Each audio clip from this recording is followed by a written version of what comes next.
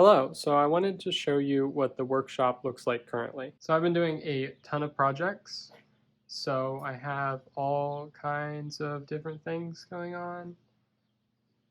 I built a new table just to be able to stain some things. So basically I'm working on three different workbenches. We have the main one that has the saws. I haven't been doing very much sawing recently. And then we have this one, which is mostly just tools, and then this one that I've been doing backgrounds on. So I've been doing mainly backgrounds here. This is just to set things currently. And then here I have been doing a lot of staining and varnishing and everything.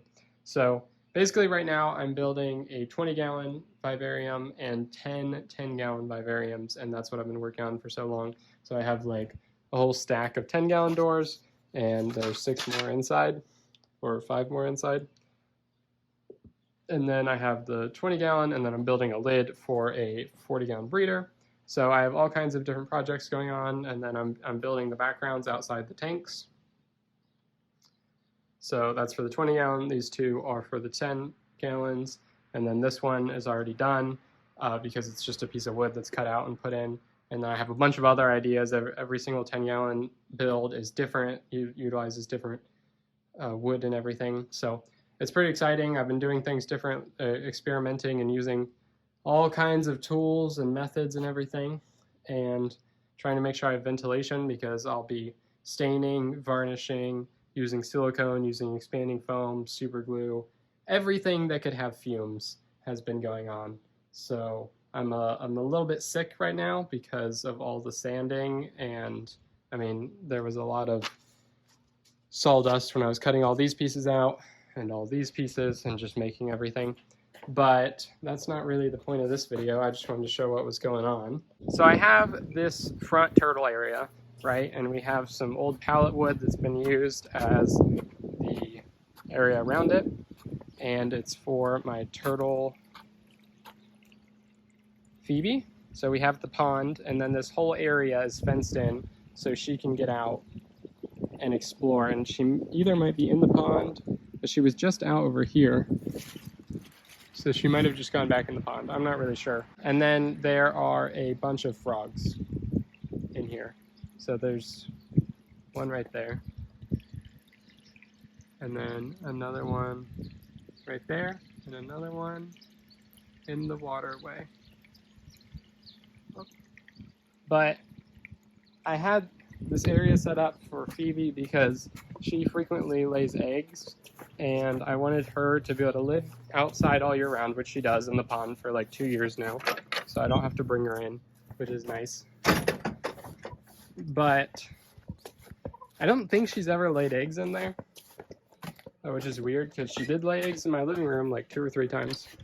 But I have a turtle out here currently that is trying to lay eggs. So my western painted turtle and my female rated slider mated, but it wasn't on purpose. I mean, it wasn't, I didn't intend for them to mate, but they did. So she probably has eggs now, and she's been trying to get out of the tank. I assume it's because she wants to lay eggs. So she's been trying to get out of the tank. She succeeded, and I noticed her back here.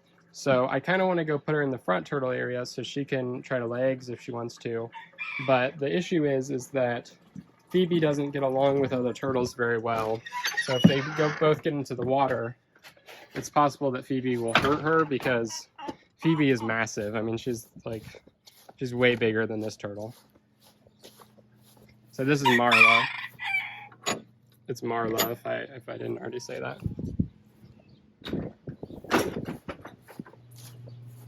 Let's see if we can see Phoebe. She might be walking around. I'm not sure. I have so many hostas and everything planted, so there's lots of shade. Oh, there she is. So there you can see Phoebe back there. She's huge. She's like the size of a dinner plate. She's a massive red-eared slider, and she doesn't really get along with other turtles necessarily. So I'm gonna throw Marla in here, and we'll just see how that goes. And yeah, but there's so much shade because of all the different hosta varieties and daylily varieties I have in here. and I'm always like planting new stuff and things. So it's like it's my personal garden bed, and I really enjoy it. So, oh, geez, all those were trampled probably by the turtle. Here, I'll get. Oh, she's running back in. So yeah, she can go all around. And then there's also cactuses in here, which don't seem to bother the turtles. But I think it's pretty cool because I have cactuses that grow in here all year round, and also some different types of succulents and stuff. But all of it's animal safe, except maybe the cactuses. But she seems to be just fine walking around. So they can find their way back to the water and then get back out and everything. But hopefully Marla can lay eggs and then be done with that. And then I don't have to worry about that anymore, and I can put her back. So that's kind of the thought process there. I'm hoping that she can't get out of here. I know Phoebe can't. Oh, you can hear the green frogs calling. So I think these are all northern green frogs that live in here. They just found their way here, which is really cool. I like building habitats that wild animals come and cohabitate with my captive animals. I know it's not like the pond's not super pretty, but it's very functional, so that's nice. It works for what's intended. And also, like, the area around isn't very pretty, but as long as it works, then it's good. I'm just hoping sometimes, so the wood in here sometimes, like over the winter, it rises from the freezing and thawing and everything. So I need to make sure there's nowhere that Marla would be able to get out of, because Marla is a smaller turtle than Phoebe. About half the size, in fact. I think Marla is probably like 25 ounces, and Phoebe's probably like 45 or something. So I don't think she can get through there. Yeah, it looks good. I think she wouldn't be able to get out. I might be worried about any smaller turtles, but it should be fine. So hopefully they'll be all right, and I'll come in and check on them tonight and make sure that nothing too bad's happening. The worst Phoebe would do is probably just kick her out of the water area, maybe bite at her feet or something. So it should be all right. Anyway, hopefully Marla will decide to lay eggs in here. There's plenty of area too. So I think that's going to be it for this video. I've been doing tons of things. I'm graduating, so I'm getting ready for a graduation party. And also I will give the speech at my graduation because I'm salutatorian. And also I'm graduating with an associate's degree. And also I'm getting ready to go to OSU, the Ohio State University, for college next year to study zoology. So currently I'm putting a lot of time into a lot of things, and YouTube's kind of fallen to the back burner. But yeah, I really want to get these tanks done. The idea is that once I have 10 10-gallon tanks, or at least the 6 or 7 that I can actually do right now, because I just don't have the tanks for all of the backgrounds indoors that I'm making yet,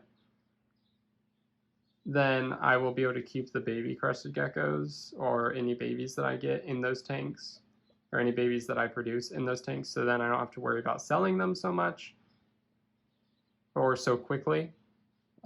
So it'll just, the idea is to make it less work on me. So I won't have to deal with baby gecko tubs. I can just always have them in bioactive enclosures, and babies can grow up in bioactive enclosures straight from when they hatch, because I've already done that, and they're completely fine.